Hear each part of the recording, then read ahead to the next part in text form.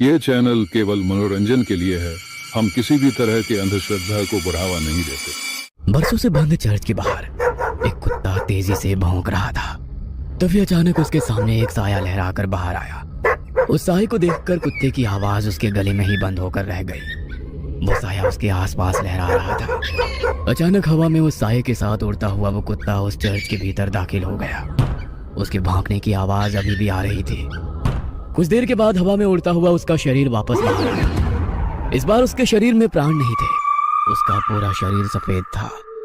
मनाली शहर के बाहर एक पुराना चर्च बरसों से बंद था। उसके आसपास कोई भी नहीं जाता। कुछ दिनों के बाद कॉलेज के बच्चों की एक ट्रिप मनाली घूमने आई थी।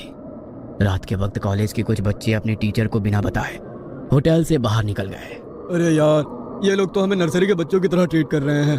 ऐसे घूमने में क्या मजा आएगा। और नहीं तो क्या, यहाँ जाना है वहाँ नहीं जाना है, ऐसे करो वैसे करो, खाने का टाइम हो गया, सोने का टाइम हो गया। सोचा था लड़कियों के साथ मौज मस्ती करेंगे, मगर लड़कियों को तो दूसरे होटल में ठहरा दिया। यहाँ अकेले दीवारों के साथ सर फोड़ो। अब होटल से निकलने के बाद क्या करना है बताओ। करना क्या है, चलो ऐसे ही रोड पर घूमेंगे। तीनों दोस्त बातें करते हुए सुनसान सड़क पर चले जा रहे थे। कुछ दूर चलने के बाद वे लोग उस चर्च के बाहर पहुंच गए। देख, ये चर्च कितना सुंदर लग रहा है। हाँ सुंदर तो है, मगर ऐसा लग रहा है कोई यहाँ आता जाता नहीं है। शायद कोई पुराना चर्च है। अंदर चलकर देखते हैं। अंदर जाकर? अरे नहीं नहीं, अभी रहने देते हैं, कल सुबह आएंगे। अरे कल सुबह? कल तो हमारे साथ प्रोफेसर वगैरह सब रहेंगे। वे लोग हमें खुद से दूर नहीं जाने देंगे। अभी चलते हैं ना, रात या दिन क्या फर्क पड़ता है। हाँ, वैसे भी हम लोगों के पास मोबाइल में टॉर्च तो है। बोरिंग सी ट्रिप में थोड़ा सा एडवेंचर हो जाएगा। मनदीप का मन नहीं था, मगर रोशन और जतिन के कहने पर वो उन लोगों के साथ उस चर्च के भीतर दाखिल हो गया। चर्च के अंदर जगह जगह जाले लगे हुए थे। जैसे ही मोबाइल की लाइट से उस चर्च के भीतर थोड़ी सी रोशनी हुई, चमगादड़ उड़ते हुए चर्च के बाहर निकल गए। लगता है ये बहुत टाइम से बंद है, तभी तो चमगादड़ ने यहाँ पर डेरा जमा लिया। यार, मुझे यहाँ की वाइब्स कुछ ठीक नहीं लग रही है, हम लोग चलते हैं। कहते हुए मनदीप पलटकर दरवाजे से बाहर निकलने वाला था, तभी उसके पैर किसी ने पकड़ लिए। वो जोर से चीखा। क्या हुआ? मेरा पैर किसी ने पकड़ लिया है। हैं? ये क्या कह रहे हो? कहते हुए उसने अपने मोबाइल का टॉर्च मनदीप के पैर की तरफ किया तो वहां पर रस्सी थी। उसे देख दोनों हंसने लगे। तेरा मन नहीं था ना आने का, इसलिए तू रस्सी से भी डर रहा है। कुछ नहीं, अंदर चलकर देख, यहाँ का आर्किटेक्ट कितना अच्छा है। कहते हुए वो उसका हाथ पकड़कर उसे अंदर ले गया। वे तीनों चर्च घूम ही रहे थे कि अचानक चर्च की लाइट जलने बुझने लगी।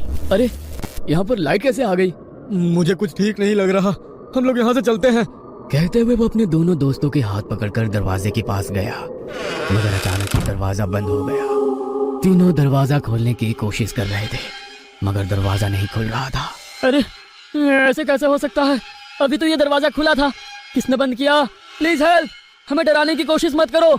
कोई और रास्ता होगा यहाँ से निकलने का, ढूंढकर वहां से निकल जाते हैं। कहते हुए जतिन जैसे ही पलटा, दहशत के कारण उसकी आंखें फटी की फटी रह गई। उसने देखा उसके सामने एक नन खड़ी हुई थी। वो अपनी बड़ी बड़ी लाल आंखों से उन लोगों को घूरने लगी। ये क्या बला है, भागो यहाँ से। जैसे ही मनदीप ने उन लोगों को भागने को कहा, वो नन धुआं बनकर गायब हो गई। अब ये कहाँ गई? रोशन और मनदीप उसे इधर उधर ढूंढने लगे। तभी अचानक उन्होंने देखा कि जतिन जमीन पर रेंग रहा था। उसकी आंखें नन की तरह ही लाल थी, चेहरा पूरा सफेद और हाथ पैरों की चमड़ी जली हुई। उसे देखकर वे दोनों डर गए और चीखते हुए वहां से बाहर निकलने की कोशिश कर रहे थे, मगर उन्हें चर्च से बाहर निकलने का कोई रास्ता नजर नहीं आ रहा था। दोनों डर कर एक कोने में खड़े थे। जतिन तेजी से छिपकली की तरह रेंगता हुआ उनकी तरफ बढ़ा और उन लोगों को देख अपनी जीभ लपलपाता रहा। कभी जतिन का चेहरा नजर आता तो कभी उस नन का। हमने तुम्हारा क्या बिगाड़ा है? छोड़ दो हमारे दोस्त को, हमें यहाँ से जाने दो प्लीज, हमें यहाँ से जाने दो, हम कभी यहाँ नहीं आएंगे। कहते हुए मनदीप ने उस नन के आगे हाथ जोड़ लिए। नन उसे देख मुस्कुराने लगी।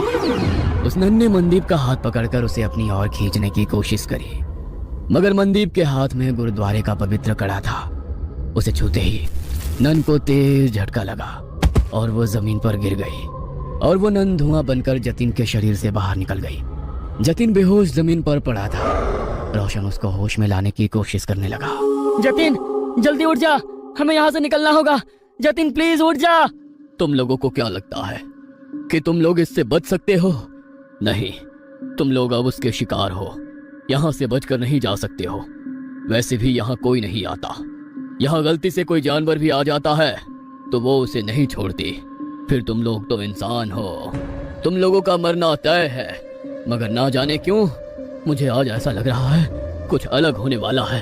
फादर कुछ और कह पाते, उसके पहले ही उसने रोशन का गला पकड़ लिया। उसकी सांसें घूटने लगी। वो कातर नजरों से मनदीप की तरफ देखकर चिल्लाकर बोला, मनदीप, चले जाओ यहाँ से, भागो। तुम्हारे पास गुरुद्वारे की पवित्र शक्ति है, ये तुम्हें कुछ नहीं कर सकती है। भाग जाओ। मैं तुमको छोड़कर कहीं नहीं जाऊंगा। मैं कह रहा हूँ ना, तुम चले जाओ यहाँ से, चले जाओ।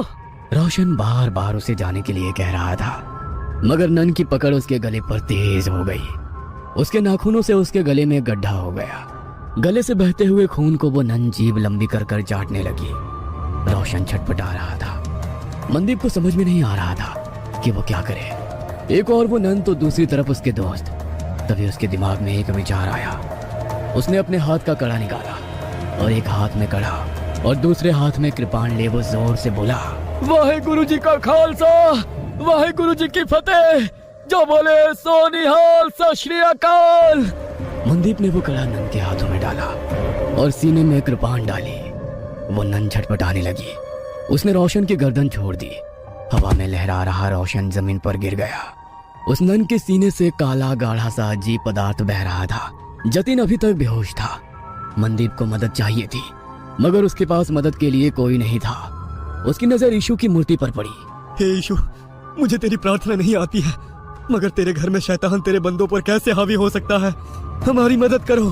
कहते हुए उसकी आंखों में आंसू आ गए। तभी एक चमत्कार हुआ और बरसों से बंद वो चर्च अचानक से रोशन हो गया। फादर ने दो नन को बुलाया।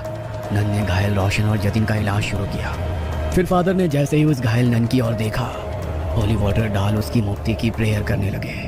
देखते ही देखते वो नन की आत्मा यीशु की मूर्ति में समाहित हो गई। आज तुम्हारे साहस और सूझबूझ से बरसों से भटकती उस नन की आत्मा को मुक्ति मिल गई। God bless you my child. तुम्हारे दोस्त अब ठीक हैं। कल सुबह तक उन लोगों को कुछ भी याद नहीं रहेगा। अब तुम लोग यहाँ से चले जाओ और आज की घटना का जिक्र किसी से भी मत करना। फादर के कहने पर मनदीप अपने दोस्तों के साथ होटल वापस आ गया। अगले दिन वे लोग जब मनाली घूमने के लिए निकले तो उसके दोस्त सब कुछ भूल चुके थे, मगर मनदीप उस खौफनाक रात को उम्र भर नहीं भूल सकता था। वो अपने साथियों के साथ उसी जगह से निकला तो मनदीप को कोई चर्च नजर नहीं आया। बस दूर खड़े वो फादर उसे देखकर मुस्कुरा रहे थे। उन्होंने उसके ऊपर होली वाटर डाला तो मनदीप भी कल रात की वो बातें भूल गया। मगर मनाली के लोग उन लोगों को कभी भूल नहीं सकते हैं, क्योंकि उनके कारण ही तो उन्हें इविल नन से छुटकारा मिला था।